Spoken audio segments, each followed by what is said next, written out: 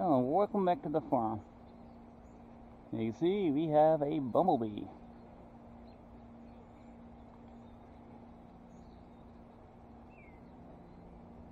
Yesterday had a heat index of 116 out here. It wasn't the hottest.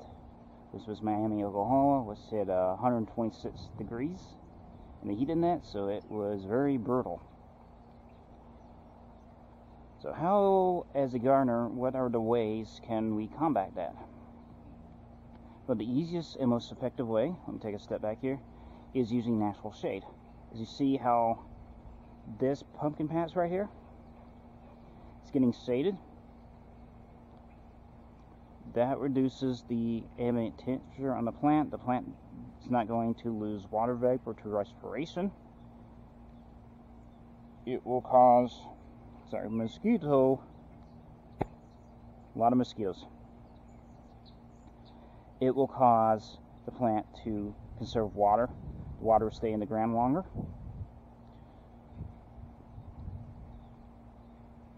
You could also use rainwater to reduce the load on a water bill, because these are standard rain bottles. I got them from out here. We have a program that you can buy these at a discounted price at the water treatment plant down here. So if you're in the city of Tulsa, or if you have a county has a program, look into water conservation, see if they have a program. So I think I paid like 60, not quite 70 bucks for that, which is still fairly reasonable. You say I have 3 of them. This is right useful. The next topic I'm wanting to talk about is, as you can see, these pumpkins are starting to vine. Yes, they're vines. They do get wild. They do need management, as you can see right here. This guy's wanting to grow that way. I have that guy in the corner wanting to grow one way. That guy's looking, he's wanting to go up the fence, so I have to correct that. Like this guy's wanting, like here's the vine, and there's another shoot, looks like, on the other end. So now I have to control that. Well, how do I control that? Well, those vines are too big for me to control with the trellis. These guys, being smaller, are not. So let me take a step back here, and you can see there's just some simple tomato stakes with some twine. Twine's not really that great, but it's okay. Who's gonna look at it?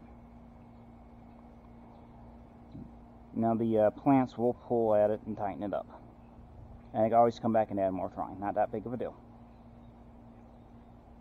But as you can see, there's a vine going up right there. Let me get down here. Here's a vine. Now I can turn it straight up, or I can just tell it to zigzag. But it's a lot more cost effective to go up than it is to go long ways. We've been doing this for residents for years. You build up, not out. Good example is the city of London. They cannot expand their city limits, so all they can do is just go up. But we're out here, let's check on the other stuff. Here's the pot I planted in the previous video. See, I've added some more soil to it.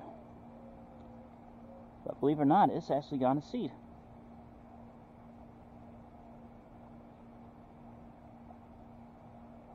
Very quaint. The onions haven't popped up yet. I'll tell you back, it may have popped over there. I just don't know if that's junk or not until we get past the seed leaves. Now let's check on the sproutlings, or the seedlings as I often refer to them.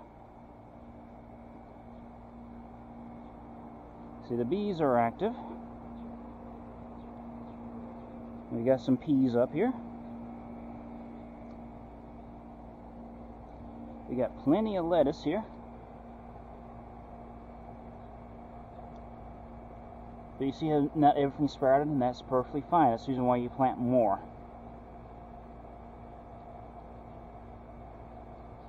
because not everything in here is going to sprout, or it's not, or it may sprout at a different rate. Like I got my cauliflower, my broccoli. It's like you see the kale hasn't all sprouted out. Give it about another week or so.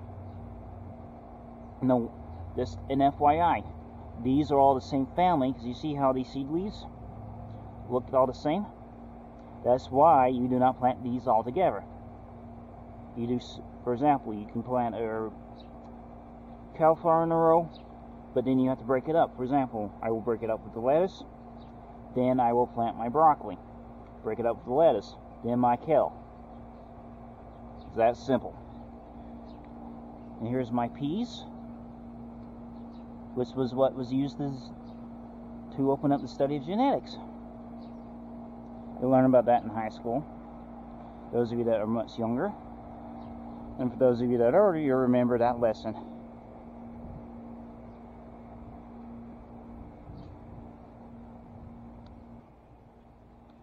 And don't be concerned if you come out here and see everything that's drying up. There's going to be things you can keep alive, those things you're just not going to be keeping alive. There was another bumblebee in there somewhere. You see even my basil's gone to flower, which means this is bolted. This means the basil's still edible, but the stems are very woody now. And you see the fennel has bloomed. So it's still looking quite good, because, you know, normally I would not have any flowers this time of year, so it's quite useful for me. You got our black-eyed Susans.